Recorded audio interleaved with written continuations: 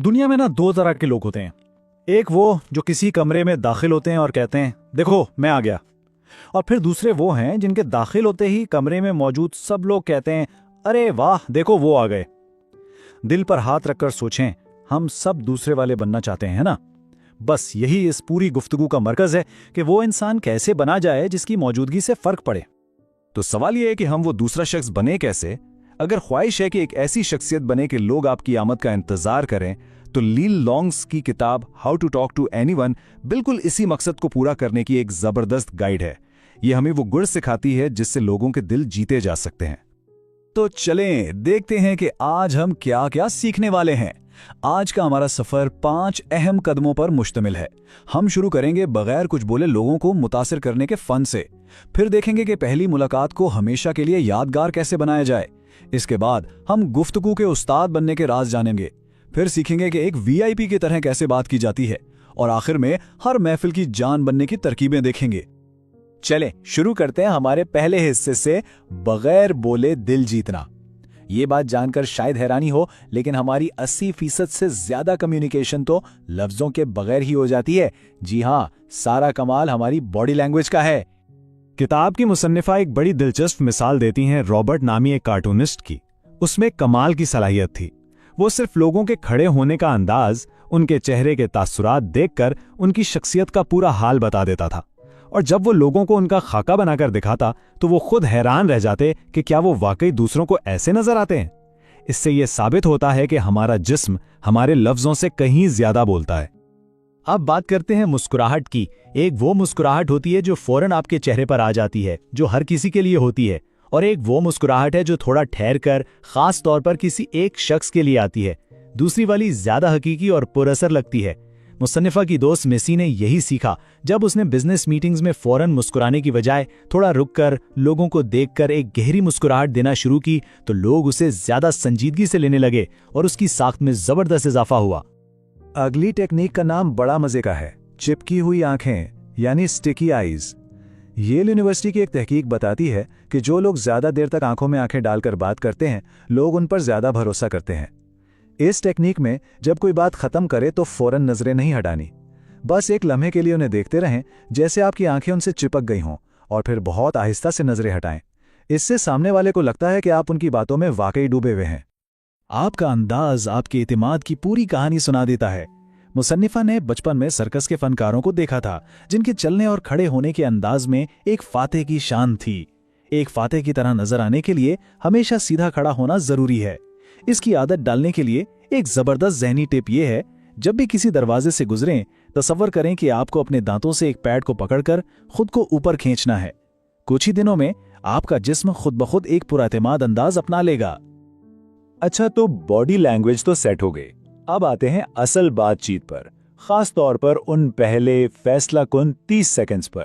पहली मुलाकात को यादगार कैसे बनाया जाए। इसकी शुरुआत होती है स्मॉल टॉक यानी हल्की फुल्की गुफ्तगू से। हाँ, मुझे पता है स्मॉल टॉक का नाम सुनते ही बहुत से लोग भागते हैं, लेकिन ये एक जरूरी पहला कदम है। इसका असल मकसद मौसम पर बात करना नहीं, बल्कि दूसरे इंसान के साथ एक ताल्लुक का पुल बनाना है, ताकि असल गहरी बातचीत शुरू हो सके। अगर आप चाहते हैं कि लोग आपसे बात करने में पहल करें, तो ये एक बहुत ही जबरदस्त और आसान टिप है। इसे कहते हैं, ये क्या है, टेक्निक। बस कोई मुनफरिद चीज पहने या अपने साथ रखें, जैसे कोई अजीब सा पिन, कोई दिलचस्प टाई या कोई किताब। ये दूसरों को बात शुरू करने का एक आसान बहाना दे देता है। वो आसानी से पूछ सकते हैं, अरे वाह ये क्या है, और बस गुफ्तगू शुरू। और फिर आता है वो सवाल जो हर पार्टी में, हर मीटिंग में पूछा जाता है और जो अक्सर गुफ्तगू को एकदम बोरिंग बना देता है। आप क्या करते हैं? ज्यादातर लोग इसका सीधा और बेजान सा जवाब देते हैं, जैसे मैं एक डॉक्टर हूं या मैं एक इंजीनियर हूं, और इस जवाब के बाद अक्सर एक अजीब सी खामोशी छा जाती है। बात खत्म। इस बोरियत को तोड़ने का एक तरीका है जिसे नट शेल रिज्यूमे कहते हैं, यानी अपने काम को इस तरह बताएं कि सुनने वाले की दिलचस्पी बढ़े। सिर्फ ये कहने के बजाय कि मैं डॉक्टर हूं, ये कहना कैसा रहेगा, मैं लोगों की मदद करता हूं कि वो अपनी सेहत को बेहतर तरीके से समझ सकें, और साथ में कोई छोटा सा दिलचस्प किस्सा सुना दें। इससे फौरन गुफ्तगू आगे बढ़ती है। ठीक है, बातचीत शुरू तो हो गई, लेकिन इसे जिंदा और दिलचस्प कैसे रखा जाए। मकसद सिर्फ बात शुरू करना नहीं, बल्कि इसे एक दिलचस्प मोड़ पर लेकर जाना भी है। ये कहानी है हैंस नामी एक घोड़े की, जो बज़ाहिर बहुत होशियार था। ये जर्मनी में 1900 की दहाई में रियाजी के मुश्किल सवालों के जवाब देता था। साइंसदान हैरान थे कि ये कैसे मुमकिन है। आखिरकार राज खुला कि हैंस सवाल हल नहीं कर रहा था, बल्कि वो सवाल पूछने वालों के चेहरों के तासुरात और उनकी बॉडी लैंग्वेज पढ़ रहा था। जैसे ही सही जवाब के करीब पहुंचता, लोगों के चेहरों पर एक हल्की सी तब्दीली आती और हैंस वहीं रुक जाता।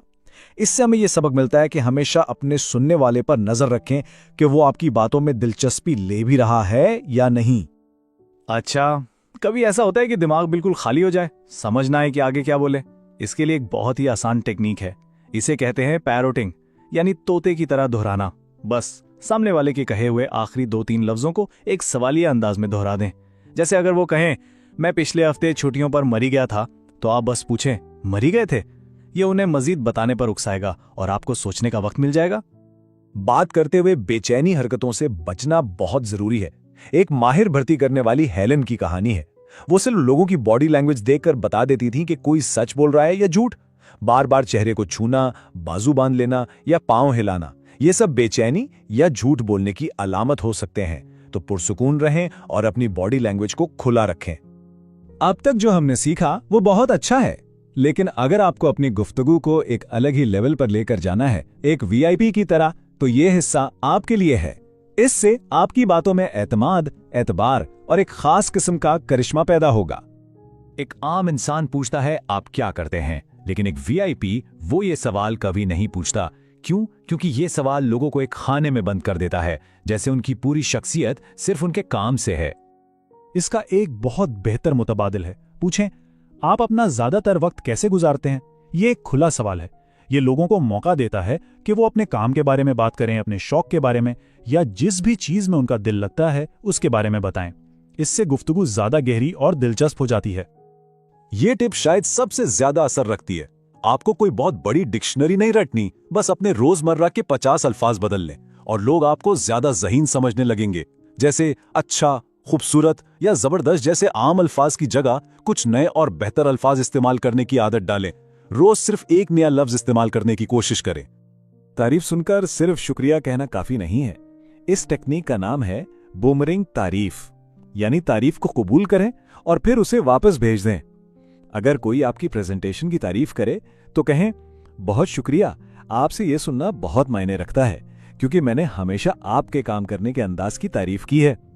इससे सामने वाले को भी बहुत अच्छा महसूस होता है। ठीक है, थ्योरी तो बहुत हो गई, अब कुछ अमली हालात की बात करते हैं, जैसे पार्टियां या फोन कॉल्स, जहां ये टेक्निकें वाकई काम आती हैं। पार्टी में जाते हुए घबराहट होती है? ये 4 उसूल याद रखें। पहला, दरवाजे पर एक लम्हे के लिए रुककर पूरे कमरे का जायजा लें। दूसरा, इंतजार न करें, खुद उस शख्स के पास जाएं जिससे आप मिलना चाहते हैं। तीसरा, कोशिश करें कि हाथ में हर वक्त खाने पीने की चीज ना हो, ताकि आप हाथ मिलाने के लिए आजाद हों। और चौथा, अपनी बॉडी लैंग्वेज को हमेशा खुला और दोस्ताना रखें। फोन पर बात करना अक्सर बड़ा इम्पर्सनल सा लगता है ना? लेकिन इन 3 चीजों से आप उसे भी खास बना सकते हैं। हमेशा बात शुरू करने से पहले पूछें, क्या ये बात करने का मुनासिब वक्त है? अपनी आवाज में मुस्कुराहट लाएं, यकीन करें ये फोन पर महसूस होती है। और बात करते हुए उनका नाम बार बार इस्तेमाल करें, इससे वो जुड़े रहते हैं। और आखिर में, तारीफ करने का फन। एक अच्छी तारीफ वो होती है जो याद रह जाए। आप अच्छे लग रहे हैं इससे बेहतर है कि आप किसी ऐसी चीज की तारीफ करें जिस पर उस शख्स को फख्र हो। जैसे, जिस तरह आपने इस मुश्किल प्रोजेक्ट को संभाला वो वाकई कमाल था। ये तारीफ ज्यादा गहरा असर छोड़ती है।